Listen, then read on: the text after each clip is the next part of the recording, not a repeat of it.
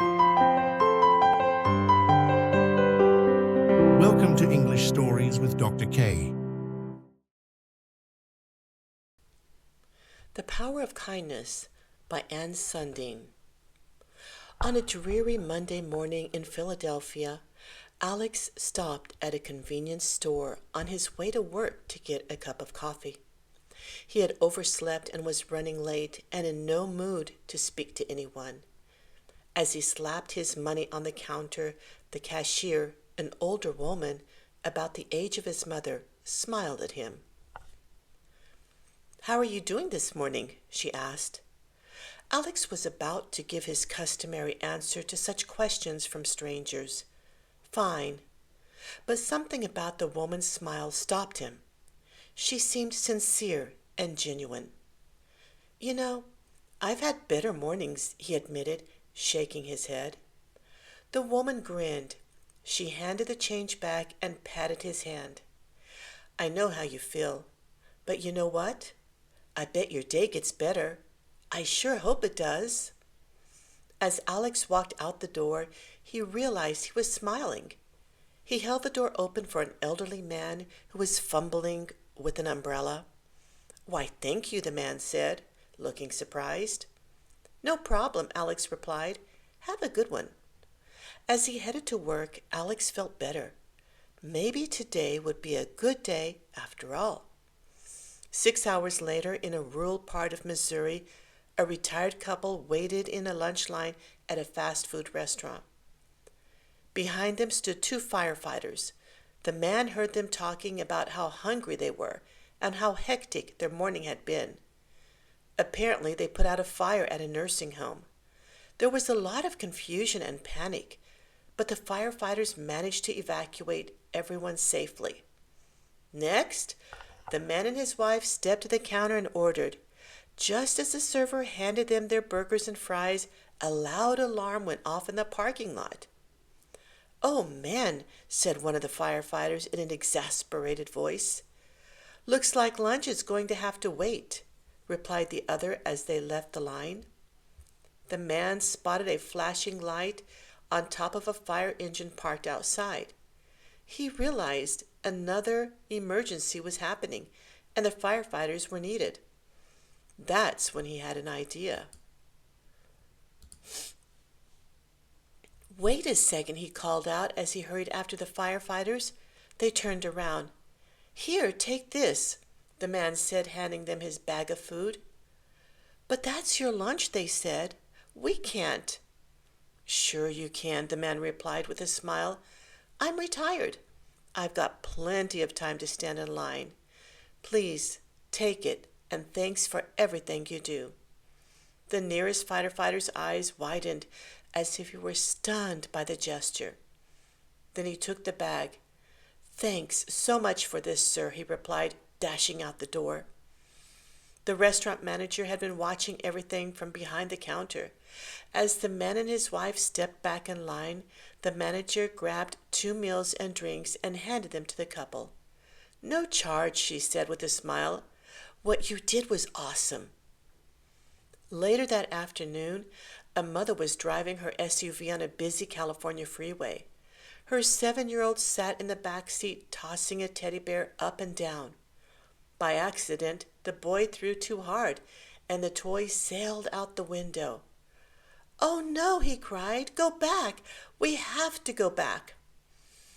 Traffic was heavy, and all 4 lanes of the freeway were congested. There was no way for the mother to turn around on the interstate. Her son sobbed and pleaded for her to stop. Finally, she pulled off on a service area.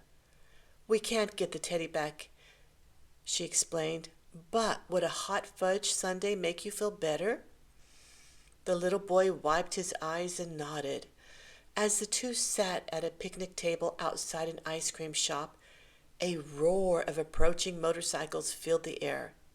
Several bikers dressed in leather pulled into the parking lot. The tallest one got off his motorcycle and walked over to the boy and his mother. "You driving that white car?" he asked, pointing toward the woman's Honda. The woman nodded nervously. Her son cowered next to her. The biker reached inside his leather vest. You lose this? He opened his hand to reveal the bear.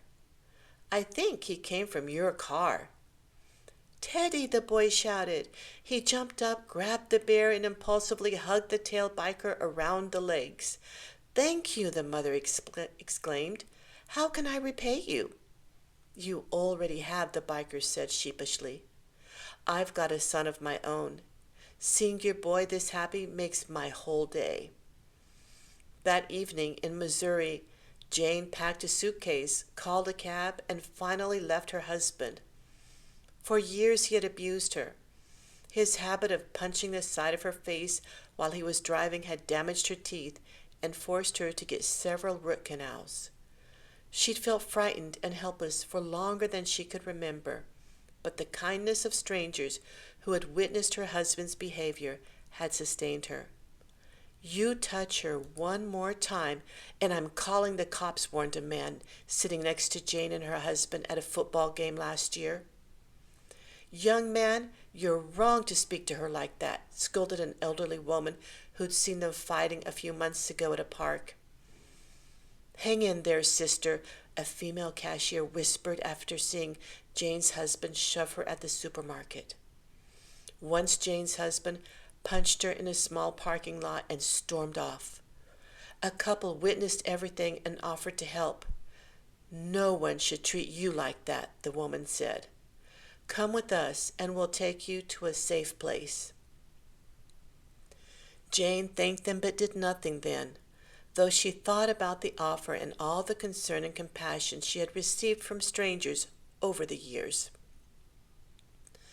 They convinced her that she deserved better and helped give her the courage to leave. Later that night in New York City, Josh got off at the wrong subway stop. He had walked 2 blocks when he realized he was nowhere near his hotel. New to the big city, he suddenly felt intimidated by the blinding lights and unfamiliar streets. Back home, it was easy to stop and ask for directions, but the throng of strangers on the crowded block didn't seem friendly. Stopping at a busy corner, he glanced at the street signs to try to get an idea of where he was. It didn't help. He was definitely lost. Hey, you need some help? The friendly voice caught him by surprise. Josh turned around to see a young man about his age carrying a bag of groceries. Yeah, I think I'm lost, Josh admitted. I'm not from here. The man laughed in a friendly way. No worries. It's confusing, even for people who live here. Where are you headed? The man gave Josh directions and even walked with him to a closer subway station. When the stranger waved goodbye and disappeared into the crowd, it occurred to Josh that kind people were everywhere, even in the biggest cities. Small and unexpected kindnesses, something as simple as a warm smile or friendly words, can make a bigger difference than we realize. We're often so preoccupied with our own little worlds, lost in our own thoughts, or staring at our phones, that we overlook those around us. But when a stranger is unexpectedly kind to us, that gesture may be something we carry with us for days. However, receiving kindness is only part of the story. Research suggests that practicing kindness, giving kindness to others, is even more gratifying. Why? What makes kindness so satisfying? Perhaps the reason is that human beings are social creatures. We are wired to care for our communities. When we practice kindness, we are able to fulfill this deep desire, and it feels good. It's also contagious.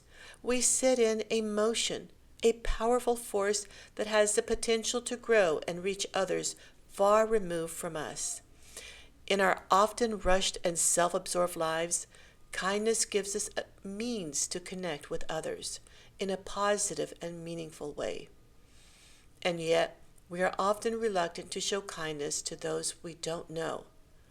We may be shy or unnecessarily worried that our actions will be misinterpreted. We may think it's too much trouble or that our efforts could be rejected. But just imagine if every person performed just one small act of kindness for a stranger each day. Imagine how very far-reaching those ripples of kindness would become. Research shows that when we begin being altruistic on a daily basis, it's hard to stop. We literally become hooked on caring for others. And that's a type of positive addiction that this world could certainly use.